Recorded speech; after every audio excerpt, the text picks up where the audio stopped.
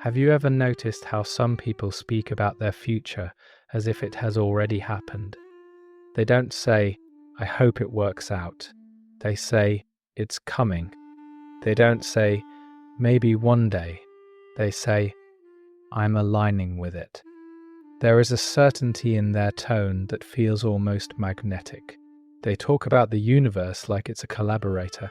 They visualize outcomes as if they're rehearsing reality. They believe that thoughts carry force, that emotions emit frequency, that attention shapes outcome. This is the psychology of people who believe in the law of attraction and manifestation. And beneath the affirmations and vision boards and carefully curated optimism, there is something much deeper happening inside the human mind. Let's begin with something fundamental. Humans are pattern-seeking creatures. The brain evolved to detect cause and effect. It constantly scans the environment looking for connections. If this happens, then that follows. If I act this way, then that result occurs. This ability helped us survive, but it also makes us vulnerable to perceiving patterns that aren't objectively causal. When someone practices manifestation and then experiences success, the brain quickly links the two. I visualized it, then it happened.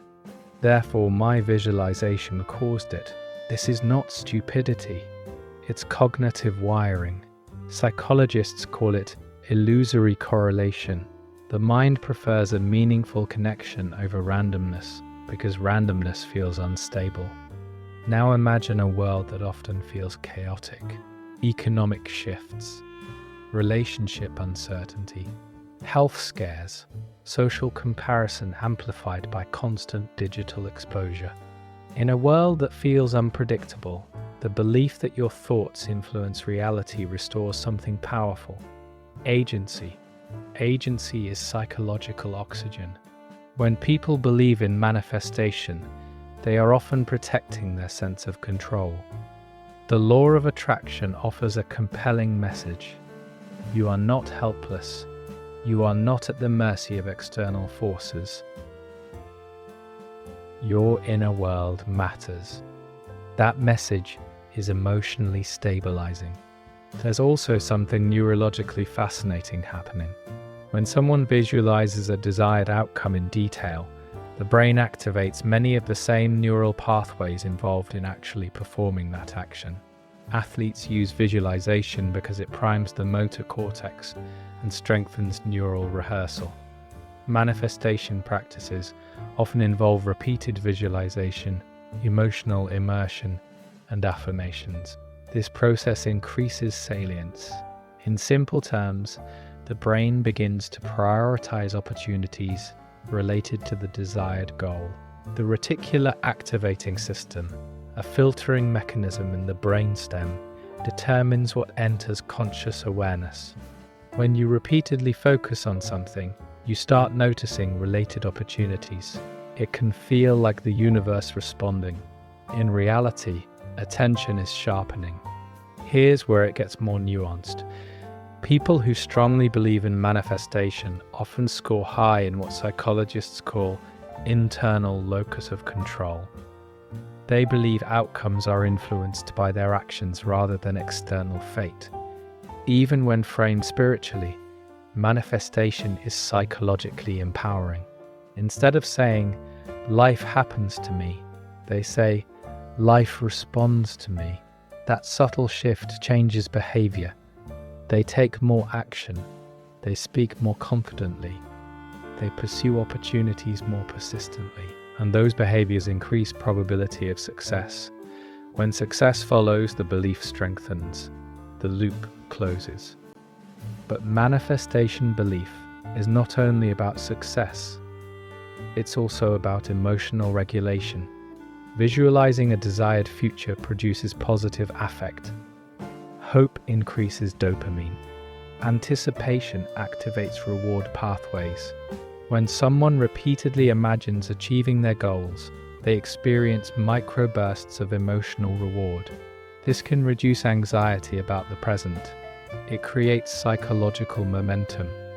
Even if nothing external has changed yet, their internal state shifts, and state influences behavior. Behavior influences outcome. There is also a deeply human need for narrative coherence. Life rarely unfolds in a straight line. Rejections happen, loss happens, setbacks happen. The law of attraction reframes adversity. Instead of interpreting failure as evidence of inadequacy, believers may say, "This wasn't aligned," or "The universe is redirecting me."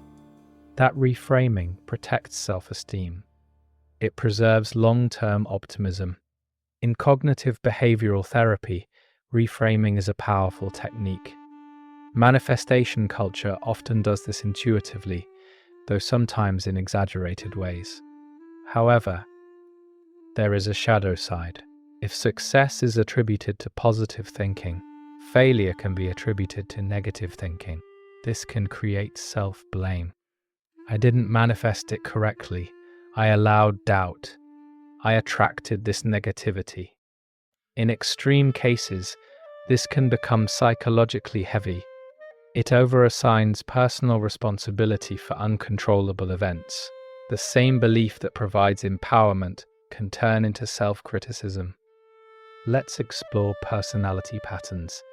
Research suggests that people high in openness to experience are more likely to entertain metaphysical ideas.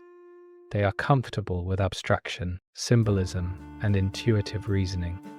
Those high in optimism bias may also lean toward manifestation beliefs. Optimism bias is the tendency to overestimate positive outcomes. Interestingly, moderate optimism is linked to better health and performance. The brain functions differently when it anticipates success. It reduces stress hormone production and increases persistence. There's also the social layer. Manifestation communities provide belonging. Shared language creates connection. Vision boards, journaling rituals, group affirmations, these are bonding mechanisms. Humans crave shared belief systems. When someone says, "I'm calling this in," and others nod in agreement, it strengthens social cohesion. The belief becomes reinforced, not just individually, but collectively. Now imagine a person who has felt powerless in earlier chapters of life. Perhaps they experienced instability growing up. Perhaps they endured financial uncertainty. Perhaps they felt unseen or unheard. Discovering manifestation can feel like reclaiming authorship. It says, your thoughts are powerful. Even if the metaphysical mechanism is debated, the psychological effect is real. People stand taller. They articulate goals more clearly. They feel less like victims of circumstance. There is also something deeply existential here. Humans struggle with uncertainty. The future is ambiguous. The law of attraction provides structure. It turns ambiguity into collaboration. Instead of an indifferent universe, believers perceive a responsive one. That perception reduces existential anxiety. It makes life feel participatory rather than accidental. But we must examine this with balance. Belief in manifestation does not eliminate structural realities. Effort, skill, timing, privilege, randomness, all matter. Yet belief shapes interpretation of those variables. A believer may interpret rejection not as final but as redirection. That resilience can be advantageous. Persistence often outlasts talent. At the same time, rigid belief can create magical thinking. Magical thinking assigns supernatural causality where none is proven. It can prevent critical evaluation. Healthy psychological functioning requires flexibility, the ability to hold belief while remaining open to evidence. The most psychologically grounded manifestation practitioners often combine visualization with concrete action. They don't just imagine success, they build systems. They network. They learn skills. The visualization fuels motivation. The action creates opportunity.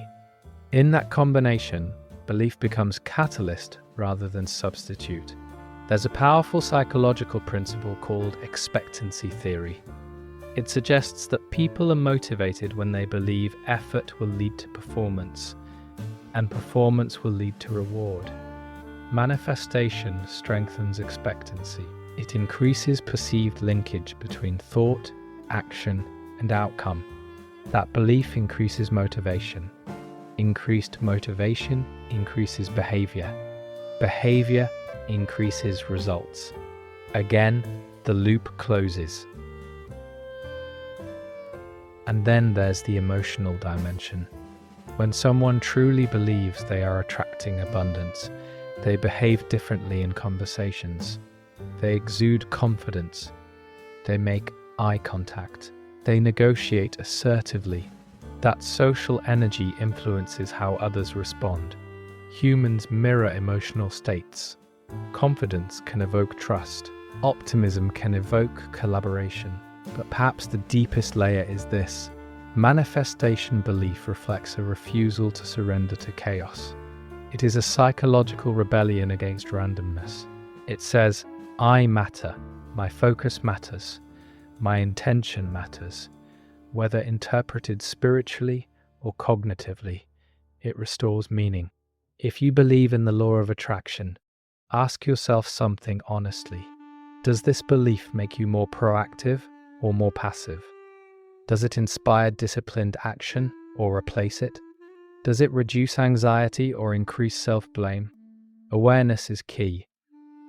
Belief systems should empower, not imprison. And if you don't believe in manifestation, consider something too. Do you underestimate the power of focused intention? Do you dismiss visualization without exploring its neurological impact? Sometimes the debate isn't about whether thoughts emit frequencies. It's about whether focused thought changes behavior. The psychology of manifestation believers is not about gullibility. It is about hope, agency, narrative, and emotional regulation. It is about constructing a future in the mind before stepping into it physically. It is about aligning internal state with desired outcome. If this resonates, I want to hear from you. Do you believe thoughts shape reality? Have you experienced something that felt like alignment, or are you skeptical? Comment below. Conversations around belief and psychology reveal more about human nature than almost any other topic. And if you enjoy these deep psychological explorations, where we examine belief systems without mocking or glorifying them, subscribe, because behind every trend is a nervous system trying to feel safe, empowered, and understood.